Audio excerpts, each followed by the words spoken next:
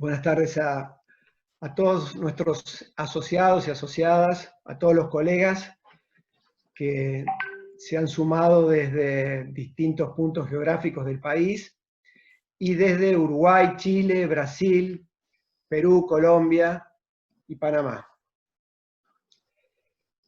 Una jurista argentina, profesora de la Universidad Nacional de Córdoba, María del Carmen Piña, dice, recordando a Máximo Daniel Monzón, que el derecho comparado no es un catálogo de normas extranjeras, sino más bien un conjunto de experiencias no nacionales respecto de conductas jurídicamente relevantes.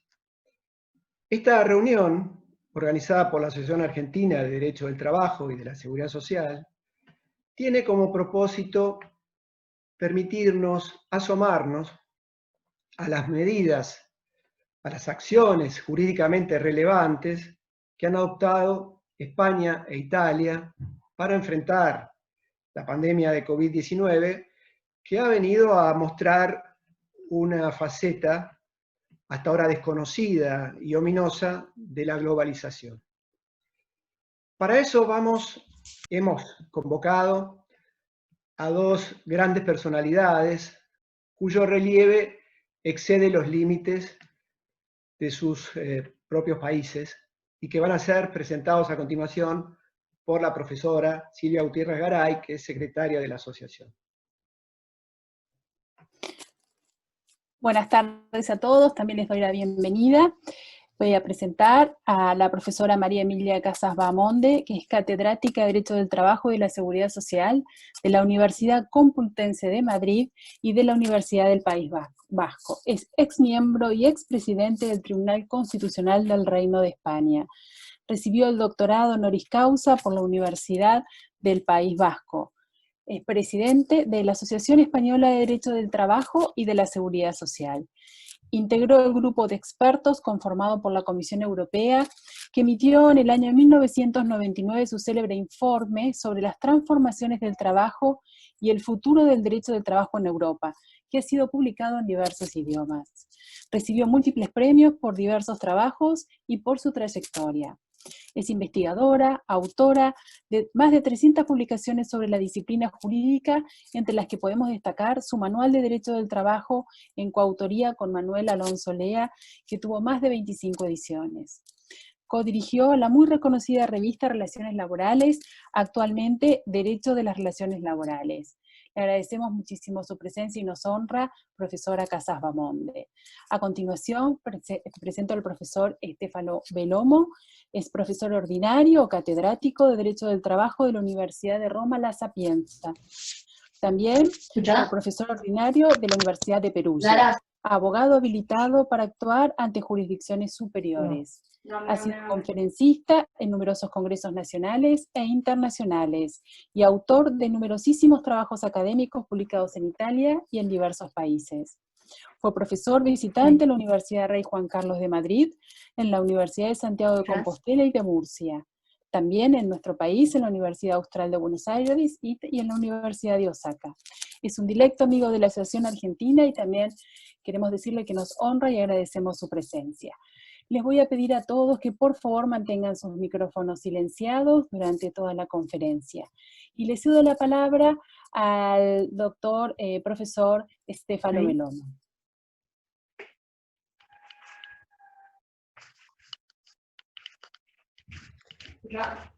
Muchísimas gracias. Es una verdadera honra, es una gran alegría volver de nuevo a conversar con vosotros de esos temas, de estos asuntos, como ya hemos hecho algunas semanas hace con muchos amigos de la Asociación Argentina, y es una gran alegría, una gran felicidad volver a encontrar aún virtualmente la profesora María Emilia Casas.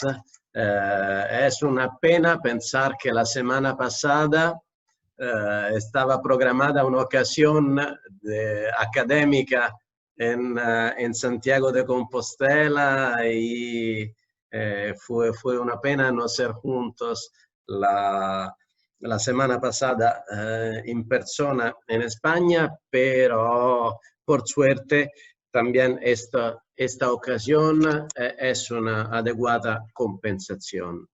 Una adecuada compensación, sobre todo porque permite a nosotros de discutir, de conversar sobre algunas de las transformaciones que el derecho del trabajo está viviendo en consecuencia de esta pandemia, algunas de las cuales yo creo no serán transitorias, no serán conjunturales, ma pueden actuar como factores de transformación estructural en parte definitiva del aparato de protección del derecho del trabajo. Yo creo que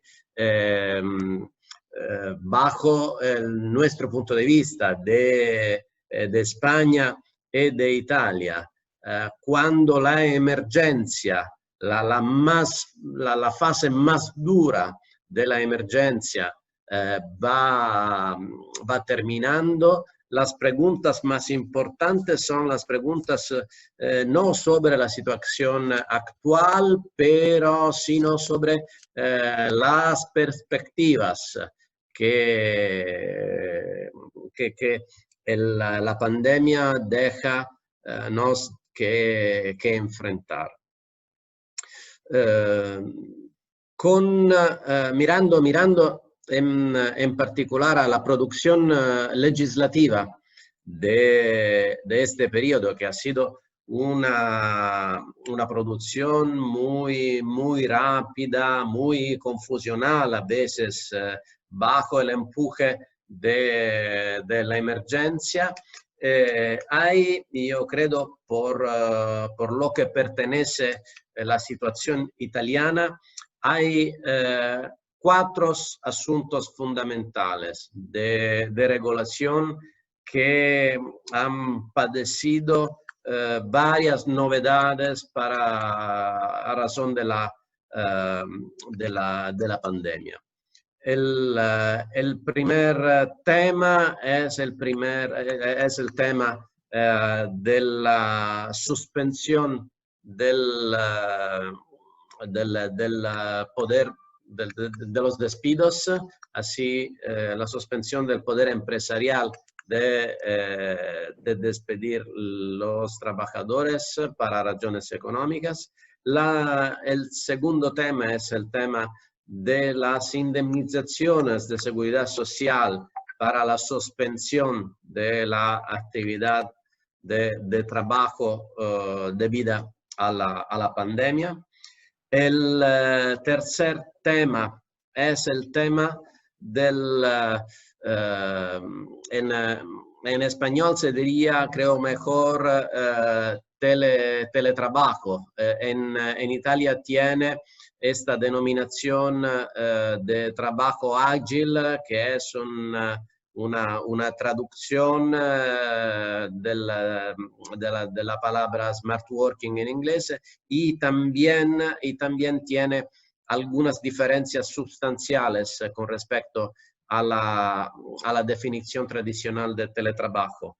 Y el cuarto punto muy importante son los reflejos de la pandemia sobre las obligaciones de protección de la salud de los trabajadores.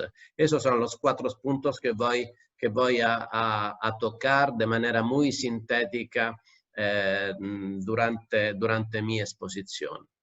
El tema de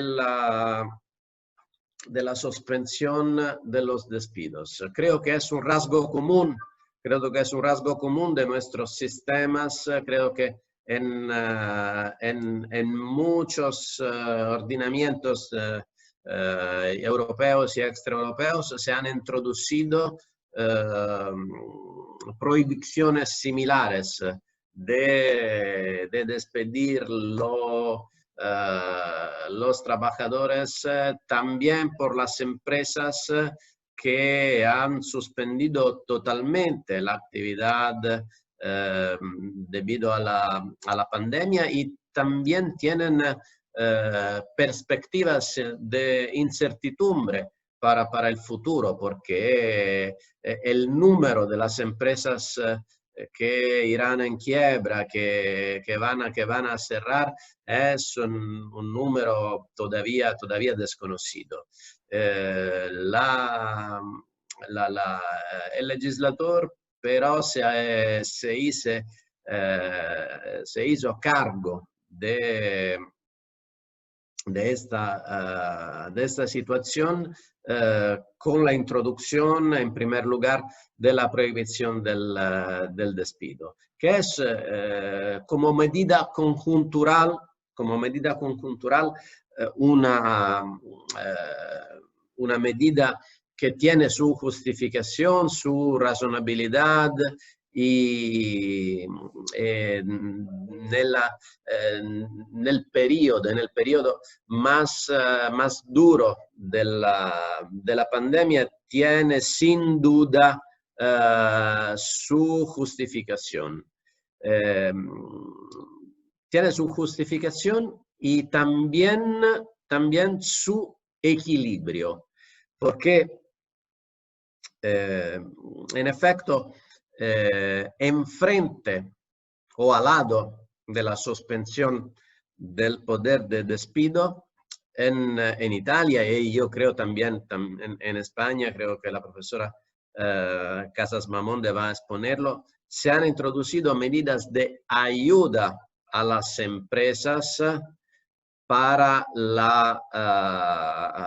frente a la suspensión de la actividad productiva y a la suspensión de los ingresos. Así que se van a conectar de manera muy estrecha el tema de la suspensión de los despidos y de la indemnización para la suspensión del trabajo debido a la pandemia. Si no fuera así, y sobre eso se empieza a reflexionar en Italia, hay algunos problemas de equilibrio bajo el punto de vista constitucional, en el sentido que, por un lado, nuestra Constitución prevé que el riesgo del desempleo tiene que ser asegurado por el Estado, en particular por el sistema de seguridad social. Por otro lado, la Constitución garantiza la libertad de empresa.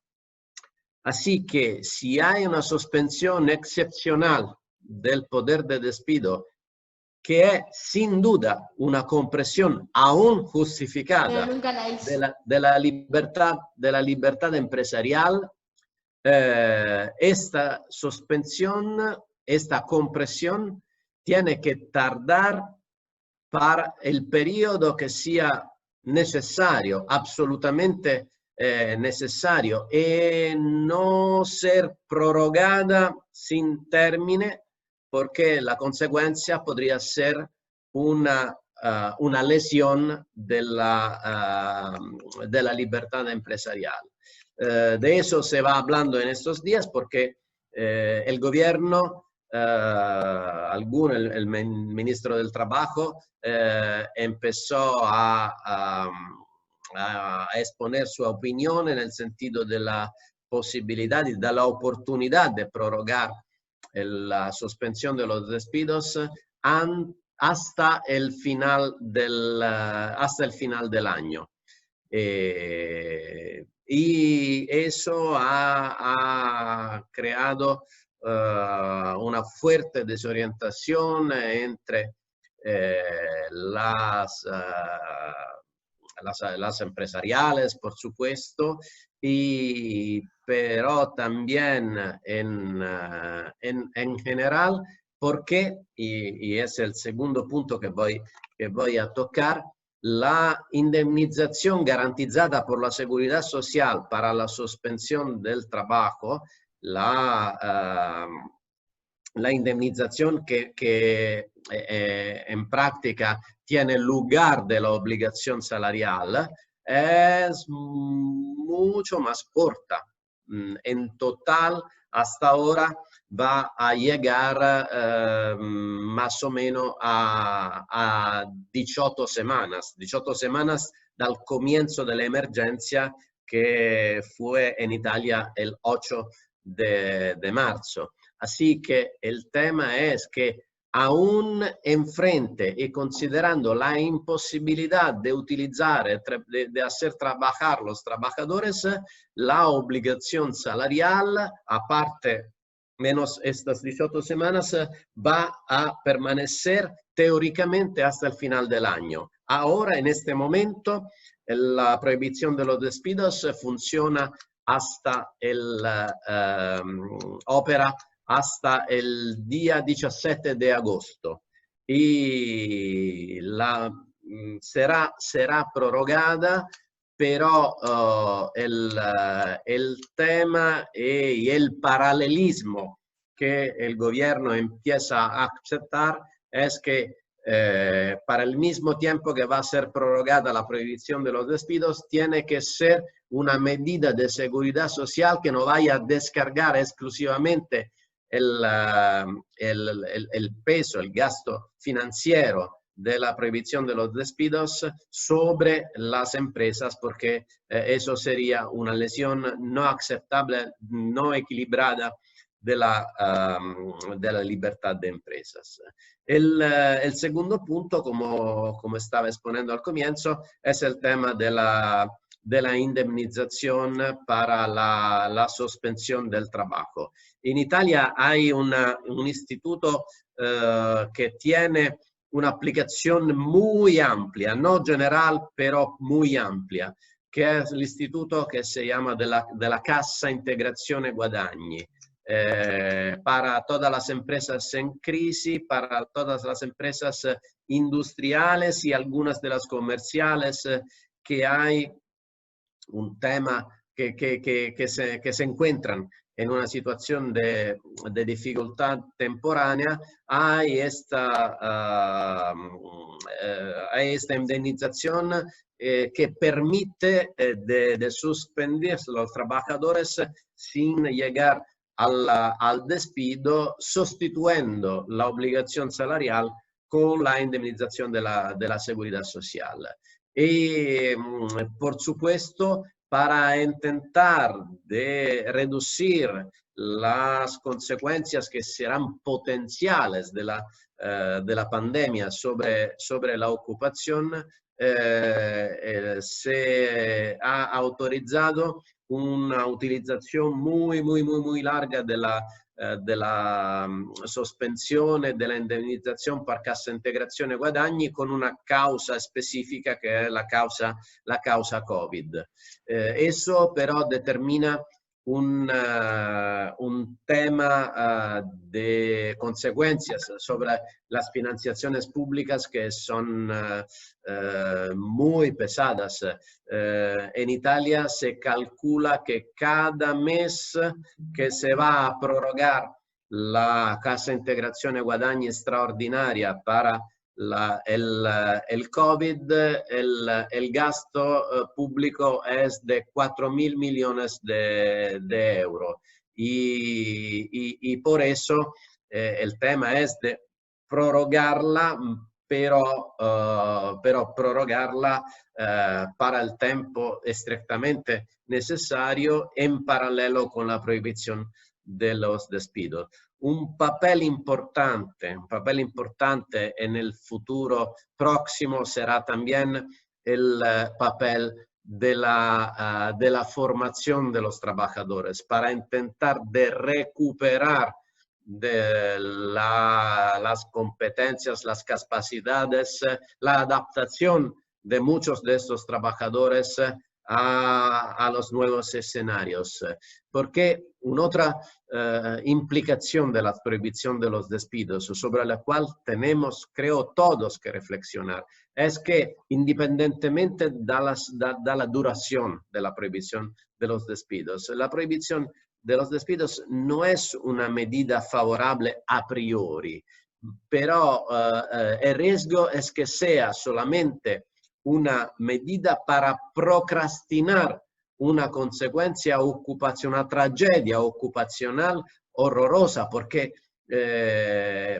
cuando se van a acumular las excedencias de personal, eso determina que cuando al final irá a cesar la prohibición de los despidos, el número de los trabajadores que serán despedidos será un número impresionante, será un número que el mercado de trabajo no puede sostener. Así que un tema importante que ha empezado a ser enfrentado por el legislador en un decreto ley del final de mayo es cómo estos trabajadores suspendidos, estos trabajadores que están en peligro de perder el puesto de trabajo, pueden ser formados, pueden obtener medidas de ayuda también para el crecimiento, el enriquecimiento de sus capacidades que van a evitar o van a reducir las consecuencias de la crisis ocupacional que seguramente llegará. El tercer punto, muy importante, creo, un punto en perspectiva sobre el cual tenemos que empezar todos a adoptar una perspectiva general, una mirada general, es el tema del trabajo ágil. Para muchísimas actividades, de empleados y en muchos sectores, justamente para evitar la suspensión para permitir la continuación de las actividades de empresa, el legislador italiano permite hoy que el empresario pueda unilateralmente decidir que el trabajador siga trabajando de manera ágil, a distancia. Siga trabajando no dentro de las oficinas de la empresa con los temas de riesgos, los temas de peligro para la salud que pueden manifestarse, sino pueda seguir trabajando a través de aparatos informáticos, a través de las redes informáticas de las empresas. Esto, por supuesto, ya existía en nuestro ordenamiento, ya existía esta figura particular del trabajo ágil, que tiene su diferencia con respecto al teletrabajo, en el sentido que no hay, por definición, un lugar de trabajo fijo.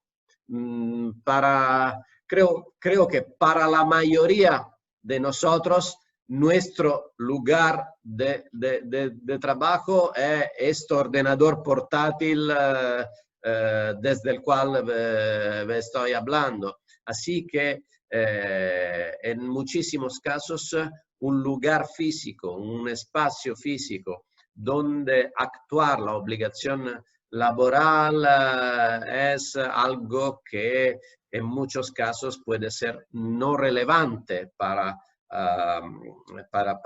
el contrato de trabajo.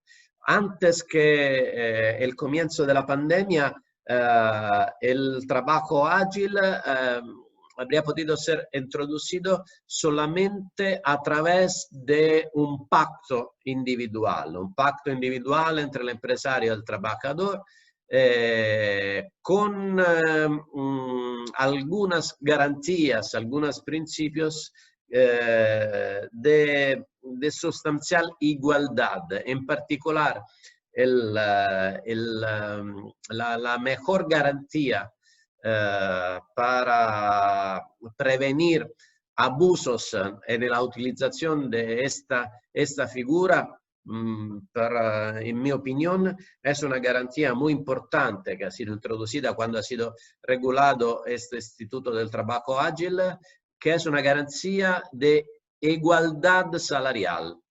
En ningún caso el salario de los trabajadores ágiles en ninguna parte, ninguna componente puede ser diferente en reducción con respecto a los trabajadores que trabajan normalmente en lugar de la empresa. Por supuesto, la pandemia ha determinado este importante cambio, en el sentido que la introducción del trabajo ágil, que ahora prácticamente interesa a todos los funcionarios públicos. La mayoría, la casi totalidad de los funcionarios públicos van trabajando en trabajo ágil y muchos empleados de las empresas privadas. El trabajo ágil puede ser determinado, puede empezarse sobre y bajo una decisión del empresario. Eso, un'altra garanzia, creo que es importante destacarlo, un'altra garanzia que es importante en el sistema italiano con referencia al trabajo ágil es que como colocación de la actividad laboral, el trabajador tiene una tendencial libertad de colocar la actividad laboral, pero el empresario no tiene libertad de cantificar el tiempo de trabajo, en el sentido que el tiempo, la jornada, la duración de la jornada, independientemente del momento en el cual la actividad laboral va a empezar, pero la duración de la jornada no puede ser, por supuesto, indefinida.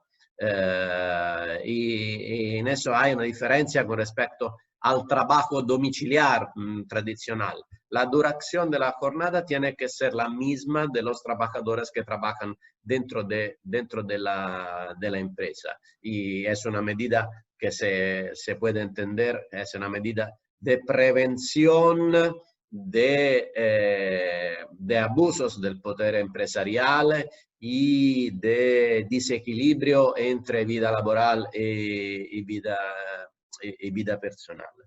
Estaba diciendo que hasta ahora, en este momento y hasta el momento en el cual la emergencia de la pandemia no vaya a terminar, los empresarios siguen teniendo esta libertad de ordenar la actuación de la obligación laboral a través del trabajo ágil. La pregunta que surge es qué va a suceder después. Si, como ahora formalmente se puede imaginar, los trabajadores van a conseguir el derecho de reingresar dentro de la empresa y el trabajo ágil va nuevamente transformándose en un producto de la autonomía negocial. Pero hay algunas implicaciones que no se pueden ignorar en nombre de esta idea formal. Porque no hay duda que bajo algún punto de vista el trabajo ágil puede determinar una reducción de los costes de la organización. Hay una reducción de los costes de la organización, hay también nuevas necesidades de protección del trabajador.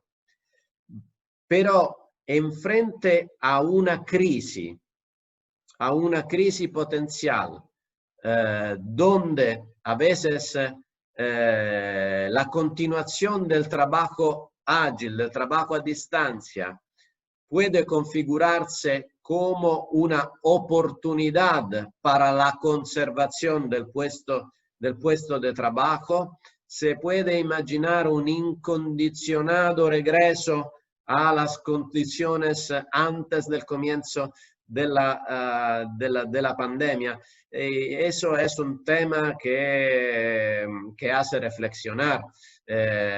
Quizás a través formas, medidas de ayuda a los empresarios, quizás a través alga otra forma, pero el tema de la contribución de esta figura también a la conservación de los niveles de ocupación es un tema sobre el cual tenemos todos, creo que, reflexionar.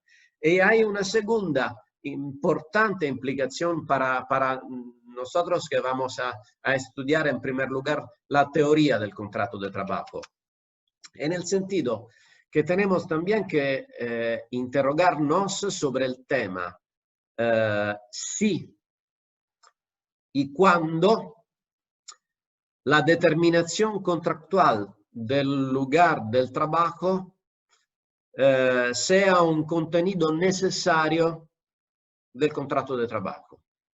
Porque no hay duda que hay casos, hay las industrias de producciones, hay varias actividades en las cuales la presencia física del trabajador es una componente, es un contenido muy importante de la obligación laboral. Ma ese es un rasgo general, eso es un rasgo que tiene su sentido en general en todos los contratos de trabajo. Tenemos que efectivamente empezar a reflexionar su cómo, y lo digo, sé que lo voy a decirlo provocatoriamente, pero tenemos a comenzar a pensar a un escenario en el cual casi el orden se va a invertir y el caso de la necesidad de una determinación negocial del lugar del trabajo pueda devenir un elemento no necesario, accidental, no común a todos los contratos de trabajo, con varias consecuencias que nosotros expertos podemos bien imaginar, mas son un número, un abanico muy amplio de implicaciones de una transformación así radical del contenido de la obligación laboral. El último punto, en 2 minutos que me quedan, el tema de la obligación de protección de la salud. Aquí también hay una evolución muy importante conectada a la pandemia. En Italia hay una obligación general de protección que tiene un contenido extremadamente amplio, porque el concepto que universalmente va a ser aceptado es que el empresario tiene la obligación de asegurar la protección correspondiente al máximo nivel de seguridad tecnológicamente posible. No existe un protocolo formal, legal, estático al cual el empresario tiene que conformarse. Hay una obligación por el empresario de ponerse al día de continuo con la ciencia y la técnica y asegurar cada vez, día por día, el máximo nivel de seguridad tecnológicamente posible, que pero sea correspondiente al nivel de las conocencias de lo que es cierto con referencia a algunos riesgos conectados a la actividad del trabajo. En nuestro sistema hay un riesgo que se presenta, un riesgo pandémico que se presenta en muchas actividades en las cuales el tema del contagio del virus es un tema estrictamente conectado a la actividad laboral. Todos los trabajos todas las actividades laborales que implican un contacto con el público. Hay un número de médicos, enfermeros contagiados y fallecidos por el COVID que es impresionante en Italia. No obstante eso, se tiene que admitir que no hay todavía un nivel de seguridad científica sobre las más eficaces formas de prevención y de protección de los trabajadores debido a la pandemia. No hay un nivel de seguridad tecnológicamente posible que sea cierto, porque el nivel de las conocencias científicas es todavía demasiado bajo, y eso se va a reflexionar sobre el tema de la responsabilidad empresarial. ¿Qué obligación tiene el empresario? ¿Cuál es el nivel de protección que tiene que ser asegurado también para una certidumbre del derecho, también para saber si el empresario puede ser considerado responsable o no responsable de un eventual contagio? Bajo este punto de vista, un papel muy importante lo ha jugado el diálogo social. Lo ha jugado el diálogo social porque los sindicatos, las confederaciones históricas de los sindicatos italianos han tenido la capacidad de mediación entre el tema de la responsabilidad empresarial y la necesidad de favorecer el comienzo de la recuperación de las actividades empresariales, porque los empresarios estaban bloqueados por el tema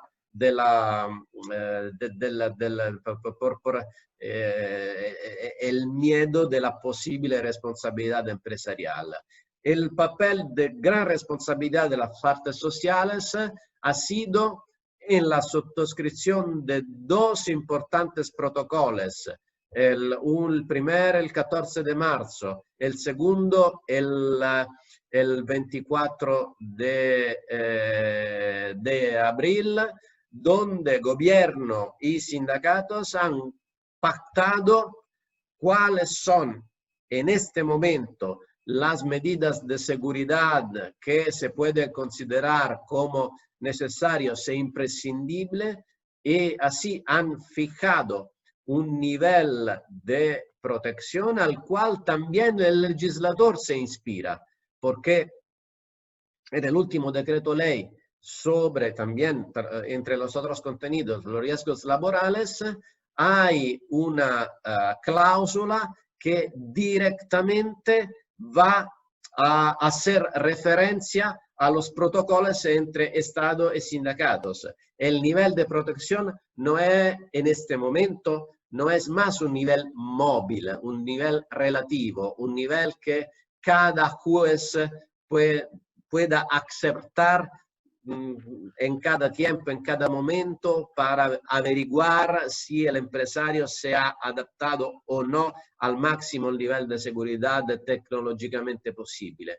No, la obligación de seguridad con referencia a riesgo de COVID está respetada cuando el empresario se conforma al contenido los protocolos entre Estado y sindicato. Como puede ver, es una mezcla entre medidas conjunturales y medidas que tienen también un contenido de una más larga trayectoria.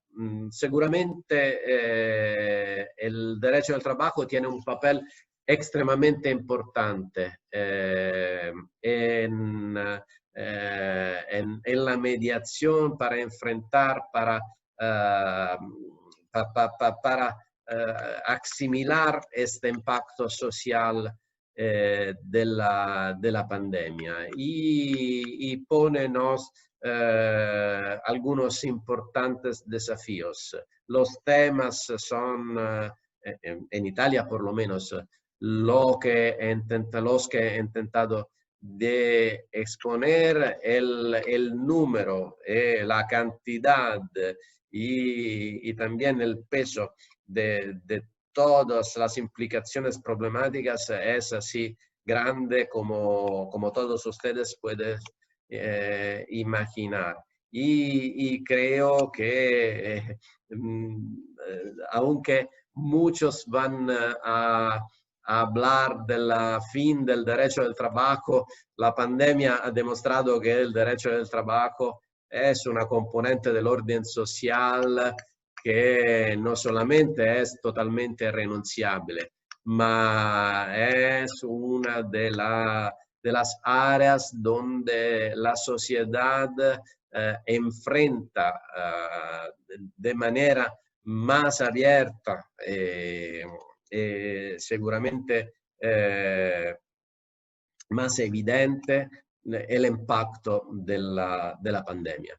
Muchísimas gracias y para cualquier pregunta quedo a disposición esperando de escuchar las exposiciones muy interesantes de los compañeros que van a seguir mi intervención. Muchísimas gracias todavía. Muchísimas gracias, profesor Belomo. Muy amable. Gracias. Muchas gracias. Bueno, muchísimas gracias, profesor Belomo. Y ahora le cedemos la palabra a la profesora María Emilia Casas Bamonde. Muchísimas gracias, Silvia, por la presentación.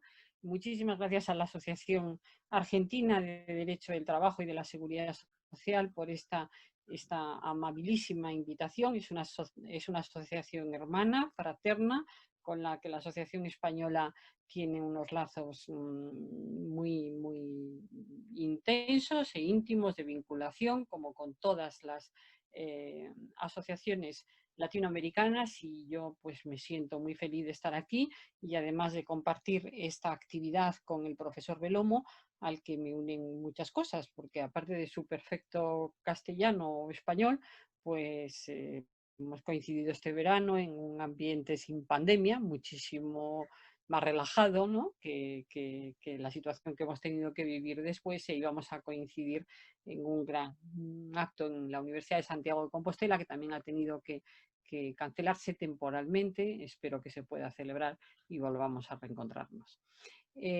Ha sido un placer escucharle y yo voy a matizar alguna de las cuestiones que él ha señalado desde el punto de vista español, ¿no? Porque las medidas que ha tomado este derecho del trabajo en la emergencia de la pandemia de COVID-19 han sido comunes en toda Europa. Tienen distintos nombres, o incluso tienen el mismo nombre, pero más o menos las técnicas a las que han recurrido los países europeos se comunican, de manera que la pandemia ha sido mostraba, como decía anteriormente, la interdependencia económica, pero también ha mostrado la interdependencia de las técnicas jurídico-laborales, ¿no? Y todos los países europeos hemos afrontado la pandemia con una opción ideológica, llamémosle así, de protección de las partes, de protección de los trabajadores, de protección de las empresas, de protección del trabajo autónomo. Esta tercera pata es una pata importante también, de una manera distinta a cómo se abordó la crisis financiera del 8, donde el derecho del trabajo tuvo que seguir la política económica o la política macroeconómica y las políticas fijadas por la Comisión Europea, por la Troika, por el Banco Central Europeo, por el Fondo Monetario Internacional, como tenían los países que controlar su deuda pública para afrontar la crisis financiera del año 8. Aquí se ha seguido la técnica distinta, ¿no? La Unión Europea llegó tarde, los países lo habían hecho antes, ellos, pero finalmente ha aprobado un plan SURE y hay una posibilidad de reparto de muchos millones de euros a efectos de ayudar a los países a salir de esta crisis provocada por la pandemia, que es una crisis humanitaria, pero convertida también en una crisis social y económica cuando la pandemia cese, que no va a cesar hasta que exista una vacuna o un tratamiento eficaz, pero sí ha cesado el momento más duro de esa pandemia. Yo voy a señalar que en España, decía el profesor Bellomo, el 8 de abril en Italia, el 8 de marzo, perdón, en Italia, el 14 de marzo se declara el estado de alarma en España, y esto tiene dos efectos sobre el trabajo inmediatos, ¿no?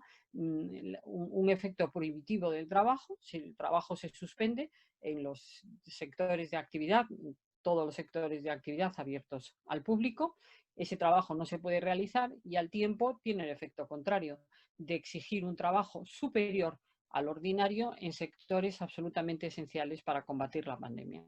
El sector sanitario y sociosanitario, el sector fúnebre, el sector de transporte de mercancías y toda la cadena alimentaria. Entonces, en estos sectores esenciales hay una exigencia de un trabajo debido superior al ordinario. Se utiliza técnicas derogatorias de los límites a la jornada, de los límites a los tiempos de conducción para el transporte de mercancías, de los permisos de los trabajadores en estos sectores, y en otros sectores, en cambio, hay una paralización absoluta del trabajo. Dentro de estos dos extremos actúa el legislador laboral, que es un legislador de urgencia, de emergencia, que es un legislador no parlamentario. En España apenas ha intervenido el Parlamento, ha intervenido el Gobierno, con muy escasa presencia de los interlocutores sociales en el primer decreto ley y en un decreto ley intermedio, y en el que se va a aprobar el próximo viernes. Ha habido escasa concertación social y ha habido una ignorancia absoluta de la negociación colectiva como fuente del derecho del trabajo. Ha vuelto el Estado intervencionista en forma de Estado social y democrático de derecho, que ha utilizado técnicas de derecho imperativo, ha vuelto el orden público absoluto, de manera que en España las técnicas de flexibilidad interna, el haber utilizado pues, la distribución irregular del tiempo de trabajo, no se previó.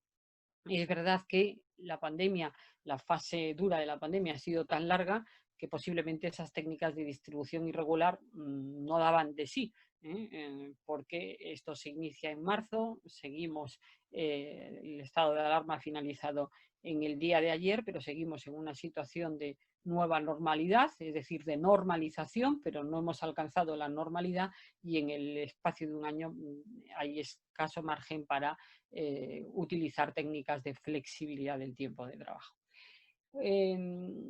El derecho que se ha creado ha sido un derecho en la urgencia, en la emergencia. Como muy bien decía el profesor Bellomo, ha dado lugar a un nivel de inseguridad jurídica muy elevado como consecuencia de técnicas no bien plasmadas en las normas, por la urgencia misma de las normas y por la imposibilidad de una unificación doctrinal ¿Por qué el estado de alarma? Diré algo brevemente sobre el decreto de declaración del estado de alarma.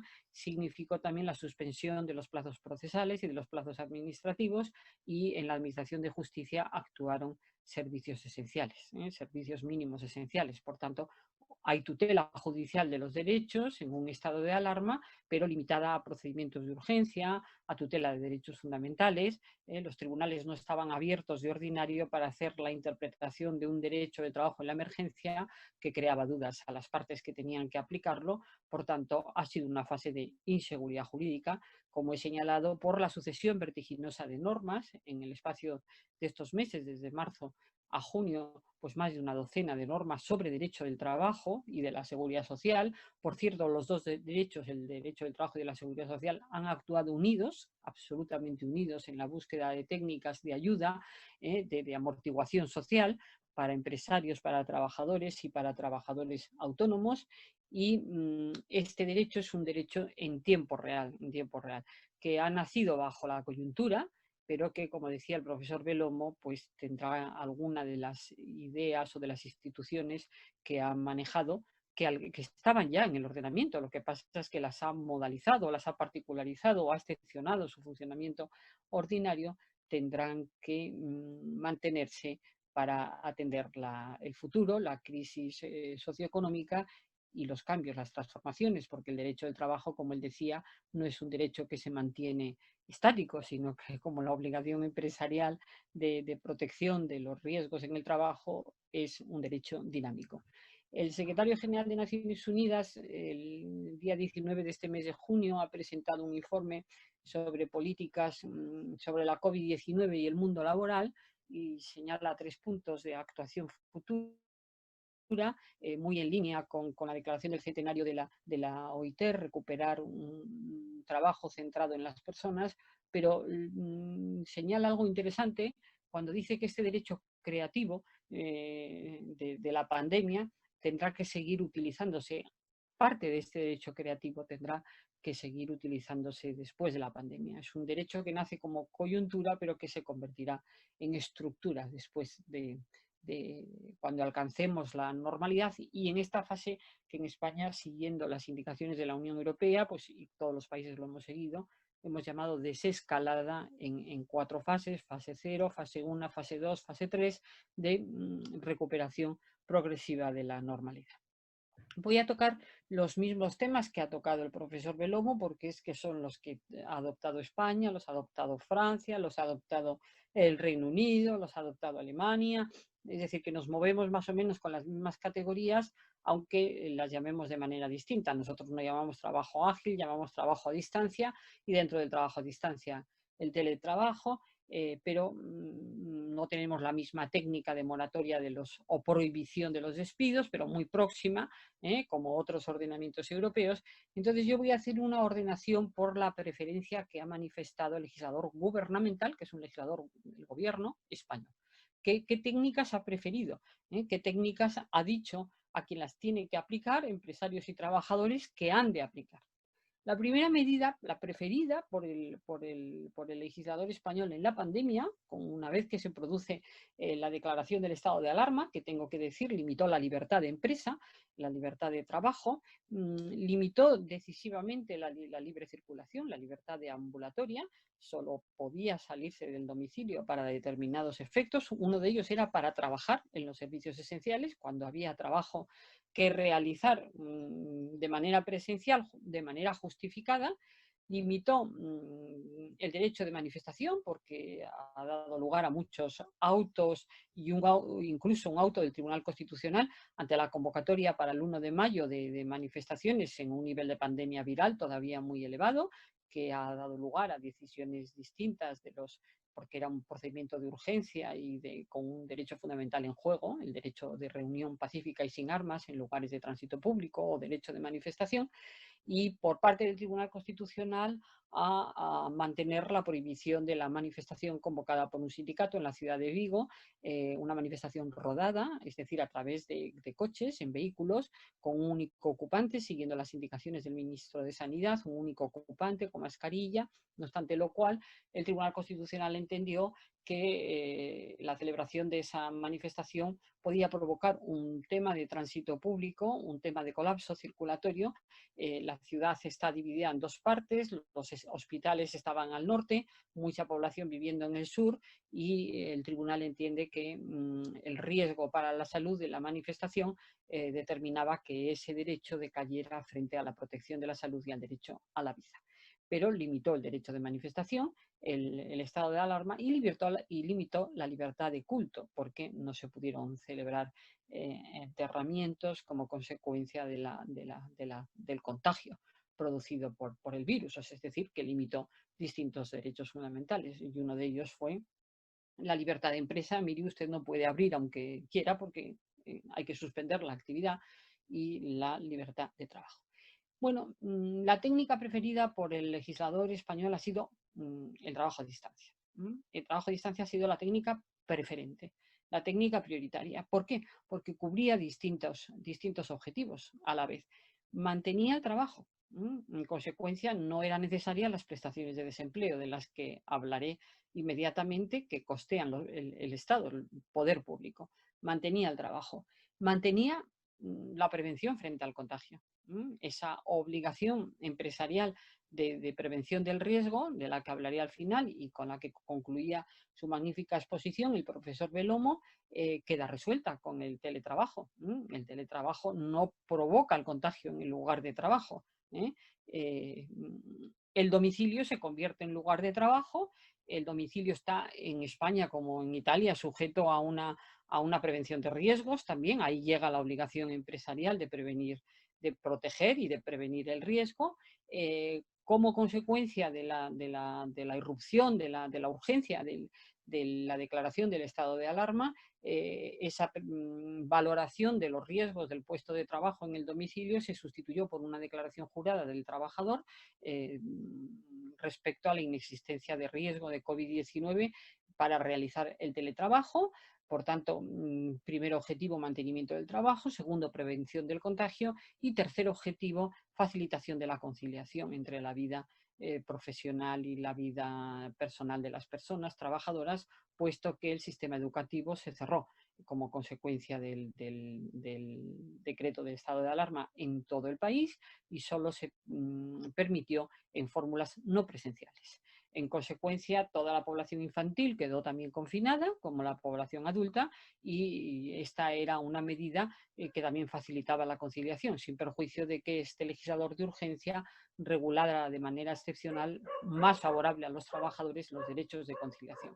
El derecho de adaptación de la jornada por causa de COVID-19 y el derecho de reducción de la jornada también por causa de COVID-19, cuando, por ejemplo, no hay teletrabajo o el teletrabajo no es suficiente, porque el teletrabajo o el trabajo a distancia ha producido también un sesgo de género que ha recaído sobre la mujer, esa compatibilidad entre el cuidado, un nivel de cuidado familiar muy elevado, excepcional por la presencia de la población infantil en los hogares y por la enfermedad misma.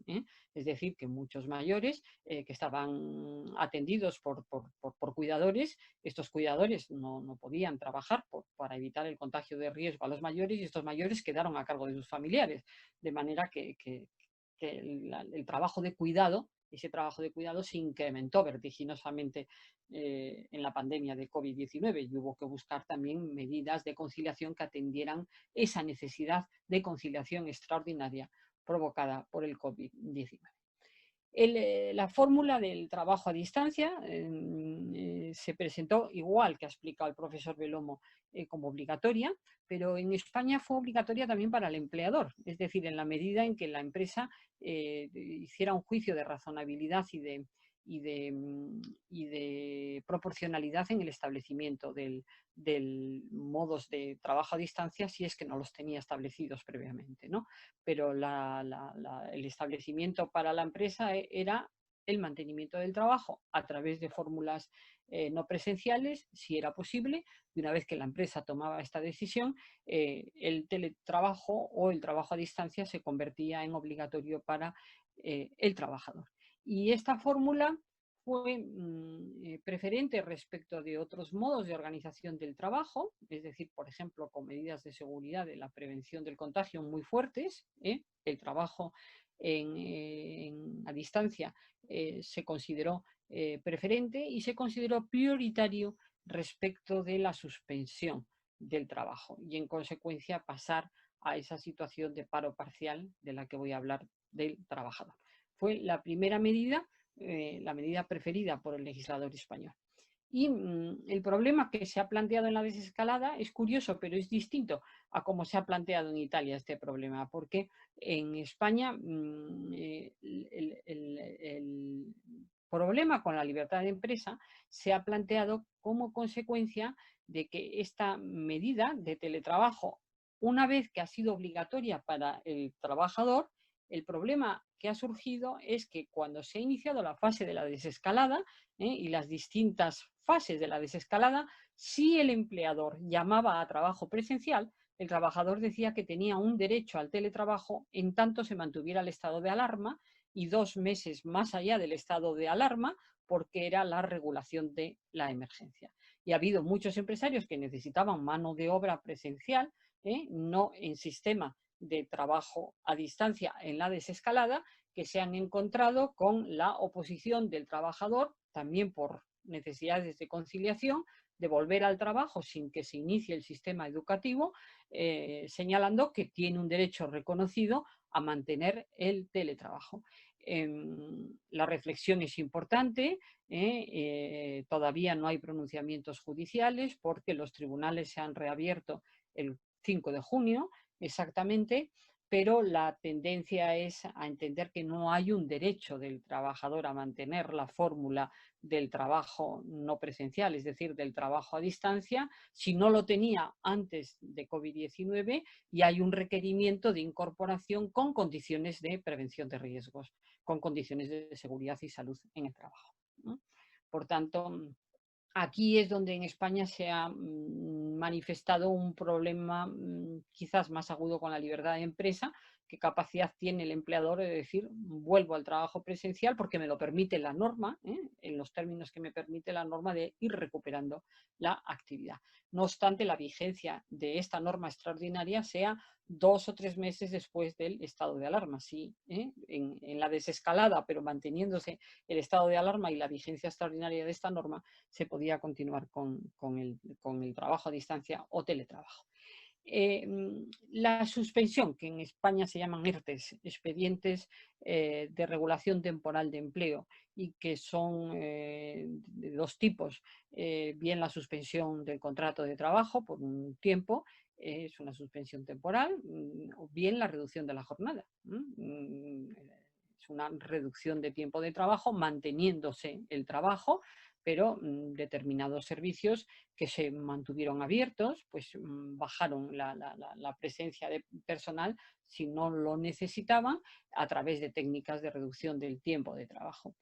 Estos ERTEs fueron extraordinarios por COVID-19 y el carácter extraordinario consistió en que tuvieron una tramitación muy facilitada, una tramitación muy rápida, casi de un día para otro se pudo utilizar esta técnica, en que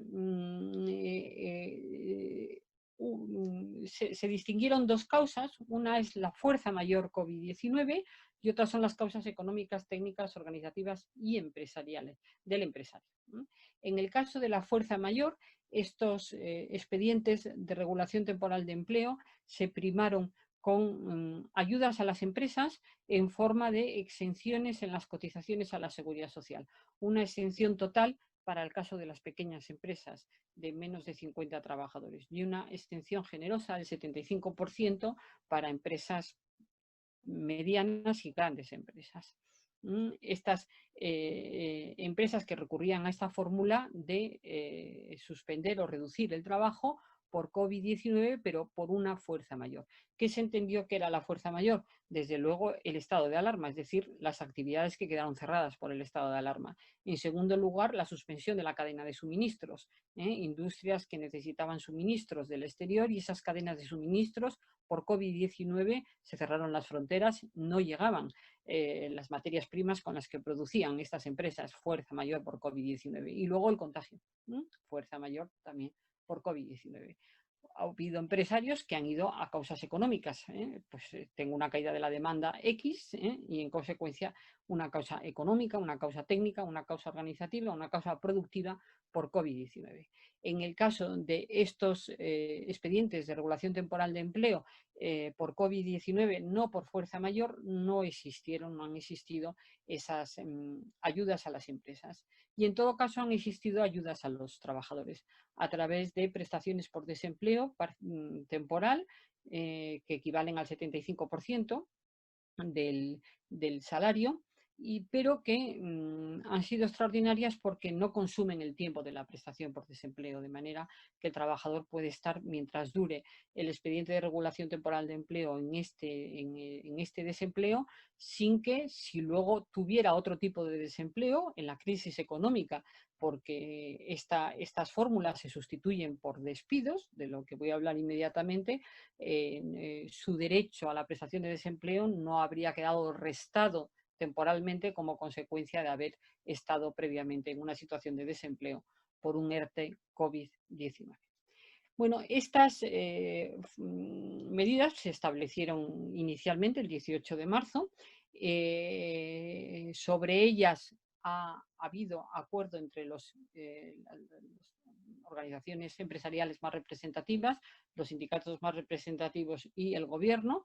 El acuerdo ha consistido en desvincularlas del estado de alarma.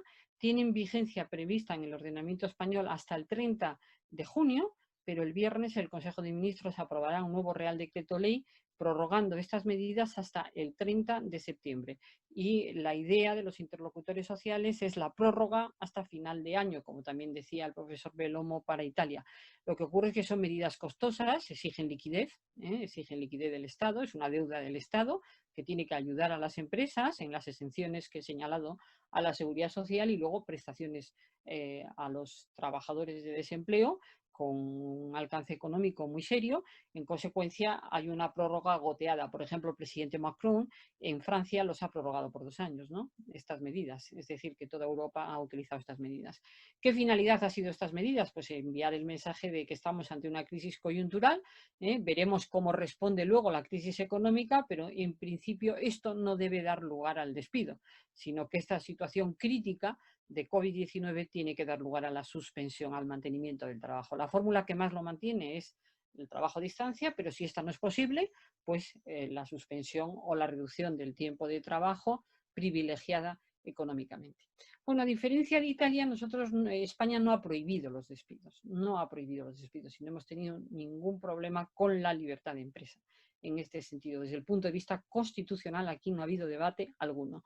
España lo que ha hecho es señalar que no tienen causa justa estos despidos, pero no es lo mismo prohibir un despido que señalar que no tiene causa en el ordenamiento español, porque un despido sin causa es un despido improcedente, que da lugar a que el despido se produce con indemnización.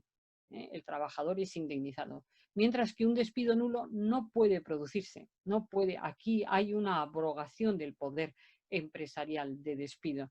En consecuencia, España no ha llegado a prohibir los despidos, ahora diré la segunda técnica que ha utilizado, sino a descausalizarlos, en consecuencia a encarecerlos, a decirle al empresario, si usted despide le va a costar más que no despidiendo. Aproveche usted un expediente de regulación temporal de empleo, mantenga a los trabajadores en la situación de suspensión o de reducción de jornada, esperando que después de COVID-19 podamos recuperarnos y no se destruya el empleo.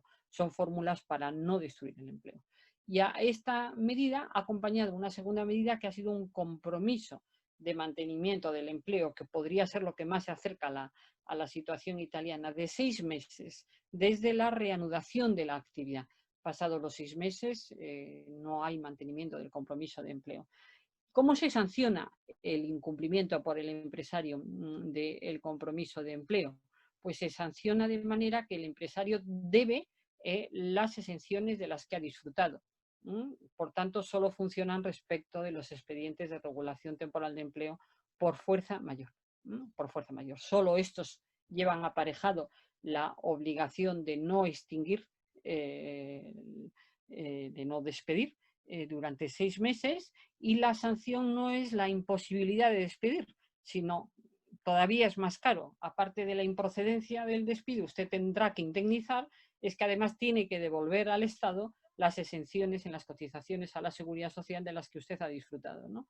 En consecuencia, no hay una prohibición técnicamente de despedir, ¿no?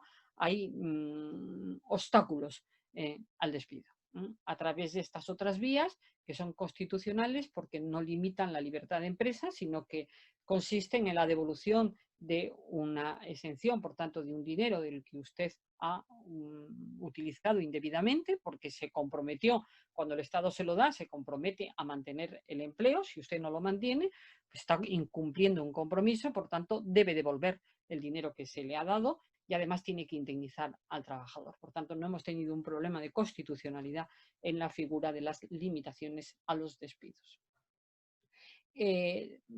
Ha sido la medida estrella, ¿no? Desde luego, el nivel de ocupación se ha mantenido por el trabajo a distancia y por los ERTEs.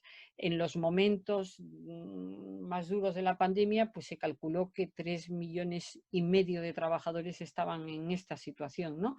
De expedientes de regulación temporal de empleo. En este momento se calcula que es 1,5 millones porque se ha iniciado la recuperación de la actividad en parte, y entonces los empresarios con gran flexibilidad van desafectando a trabajadores de esta situación de suspensión y de reducción de jornada, de tiempo de trabajo, para dedicarles a la actividad progresiva. Por ejemplo, en el ámbito de la restauración y la hostelería, que es un sector, es el 14 del PIB en España, el turismo, ¿no? Pues son trabajos presenciales, pues en la fase 0 no se abría, en la fase 1 solo se abrían las terrazas de restaurantes y bares, como consecuencia de que en el aire libre pues el riesgo de contagio es menor. En la fase 2 se dejaba en el interior en un perímetro de X metros. En la fase 3 se amplía el aforo, incluso se permite en la barra, pero con distancias de 2 metros o 1,5 metros, mascarilla, es decir, medidas. Entonces, los empleadores, a medida que la actividad se recuperaba, han ido desafectando trabajadores de los expedientes temporales de regulación de empleo, de esta situación de suspensión y de desempleo parcial, y en este momento se calcula que todavía restan 1,5 millones. En esta prórroga, que se hará el viernes hasta el 30 de septiembre, lo que buscan también los interlocutores sociales y el Estado es incentivar la recuperación. Es decir, que esto es una zona de confort para el empresario, ¿no? El empresario está más confortable si tiene al trabajador en una situación de suspensión, arriesga menos, ¿no? Dice, voy a mantenerme cerrado hasta que haya una actividad total. Pero estos tienen incentivos para la recuperación, es decir, que no se va a permitir el mantenimiento de la fuerza mayor. Ha desaparecido el estado de alarma, ha desaparecido la fuerza mayor, el empresario necesariamente tiene que recuperar actividad y cabe la transformación de un expediente por fuerza mayor en un expediente por, si la demanda no responde, por causa productiva, por causa económica, empresarial. Bueno, es algo complicado, pero más o menos es la situación de Italia, con peculiaridades técnicas, como estoy señalando. Fue la pieza estrella de este derecho al trabajo en la emergencia, no obstante lo cual las cifras del desempleo en la segunda quincena de marzo fueron catastróficas, y en abril ahora parece que se crea más empleo que recuperación económica, y en España el problema es que ha funcionado mal algo previo, ¿no? Que es la precariedad laboral. Es la contratación temporal, que en España seguimos teniendo un porcentaje altísimo de temporalidad, de manera que desde el 14 de marzo, 2 de cada 3 puestos de trabajo que se destruyeron hasta final de marzo luego parece que se contuvo un poco la sangría de destrucción de ocupación de puestos de trabajo, eran temporales.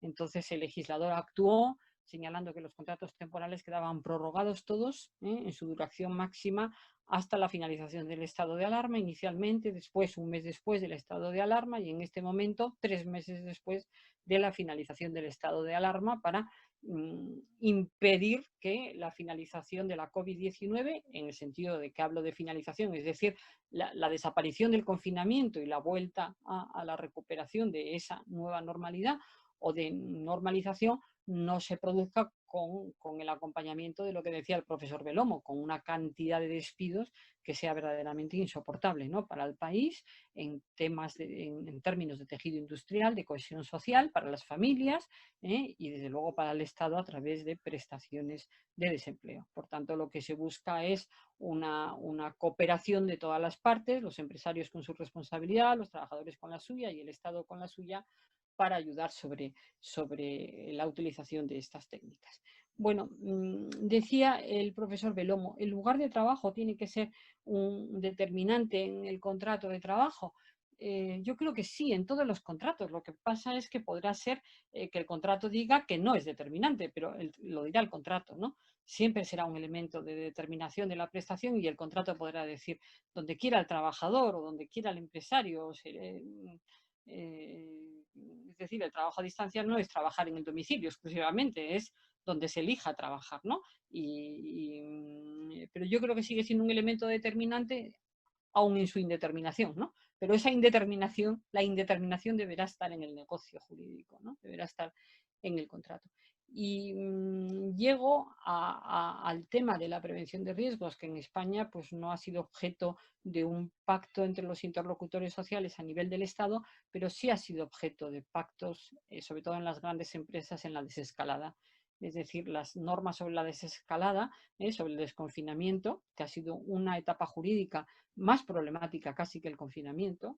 El confinamiento tuvo ese carácter de irrupción, ¿no?, de un día para otro, pasar a utilizar técnicas que no se estaban utilizando, pero el desconfinamiento es más complejo, por lo que estoy señalando, como se utilizan en el confinamiento, la suspensión del trabajo fue total y fue total. En el desconfinamiento ha sido una suspensión progresiva, ha sido una recuperación progresiva de la actividad en la que todavía estamos, ¿no?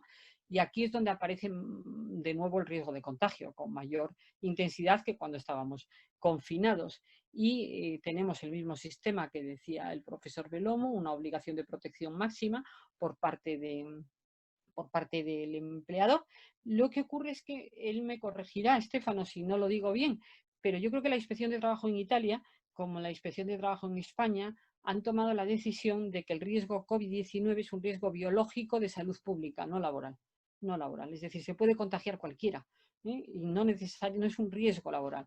Entonces, en España se ha acotado como riesgo laboral que da lugar a una obligación preventiva más intensa en las profesiones sanitarias y sociosanitarias, de una manera muy restrictiva y hasta un mes después del estado de alarma. Y hemos tenido, como en Italia, un porcentaje verdaderamente insoportable de trabajadores sanitarios contagiados y de fallecidos, de trabajadores sanitarios fallecidos porque no teníamos medios de protección al comienzo de la pandemia. Se ha dejado fuera las industrias fúnebres, los laboratorios, las farmacias, que también hay riesgo de contagio específico por COVID-19, y la Inspección de Trabajo está en la idea de que el empresario tiene obligación, por supuesto, de protección del riesgo, pero que no es un riesgo específicamente laboral, sino que es un riesgo biológico de salud pública.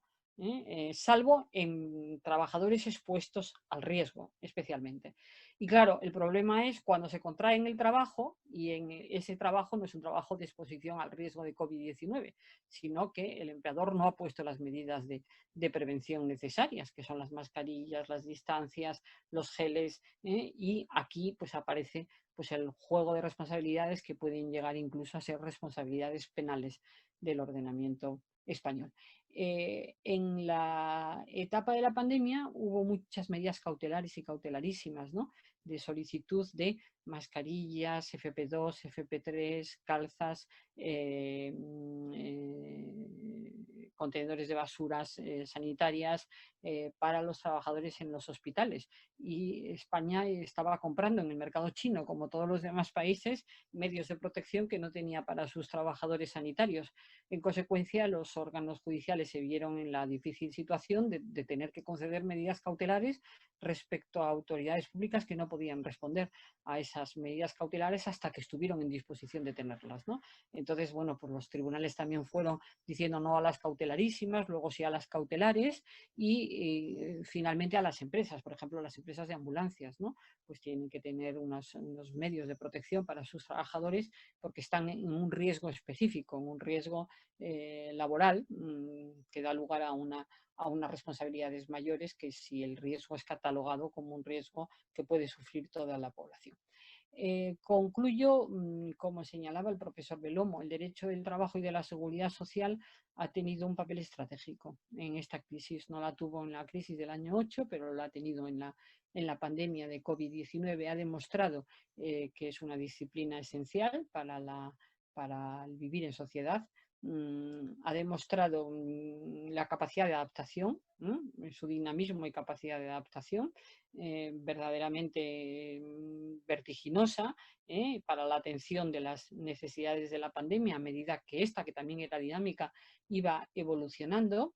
Y ahora pues se enfrenta a una crisis económica pavorosa, ¿no? Con caídas del PIB en Europa muy importantes, y tendrá que enfrentarlas pues con nuevas técnicas y con algunas de estas técnicas establecidas en este derecho de trabajo de la pandemia. El trabajo ágil en Italia o trabajo a distancia en España ha llegado para quedarse, con una regulación desde luego mucho más acabada que esta regulación para el COVID-19, que fue una regulación apresurada, donde en España ha dado lugar a un debate jurídico muy importante acerca de los derechos del trabajador a mantenerse en esta fórmula y no volver a la fórmula presencial en trabajos que permiten ser realizados a través de esta fórmula si el empleador tiene que demostrar que necesariamente necesita a ese trabajador presencialmente, y hay un derecho del trabajador a mantenerse en esta situación.